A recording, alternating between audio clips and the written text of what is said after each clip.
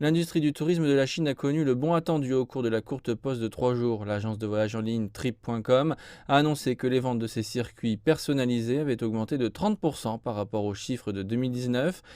Un autre fournisseur de services de voyage en ligne, lumama.com, a constaté une augmentation des réservations de circuits dans les villes de premier rang et de deuxième rang.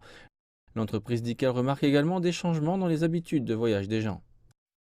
Le volume de réservations sur notre plateforme pendant la fête a considérablement augmenté par rapport à la même période l'année dernière. De plus en plus de voyageurs choisissent désormais de partir en petits groupes de 2 à 8 personnes et ils sont de moins en moins susceptibles de joindre un groupe avec des étrangers. Nous avons également vu plus de clients voyager avec leurs enfants cette fois. Nous avons donc proposé plus de forfaits avec des activités parents-enfants et du folklore. Et pour éviter les foules, de nombreuses personnes choisissent également des courts voyages plutôt que d'essayer de visiter autant de lieux célèbres que possible. Nous, les étudiants, allons généralement faire du tourisme et prenons des photos à proximité après l'obtention du diplôme, rien de trop loin. Je préfère conduire vers des endroits autour de Shanghai pendant la courte pause. Si j'avais le temps, je ferais un voyage plus long. Nous n'allons nulle part. Nous allons juste faire du tourisme à proximité.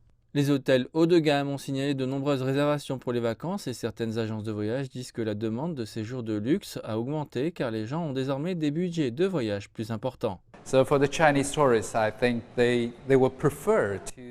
Pour les touristes chinois, je pense qu'ils préfèrent séjourner dans des hôtels de luxe, même à Shanghai, même dans leur ville d'habitation. C'est une nouvelle tendance, ils peuvent se détendre, ils peuvent partager un moment en famille.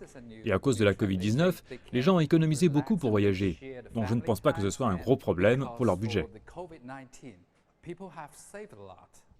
Thomas Chen a également noté que des événements en cours comme l'exposition florale de Shanghai ont davantage contribué à la croissance du secteur du tourisme.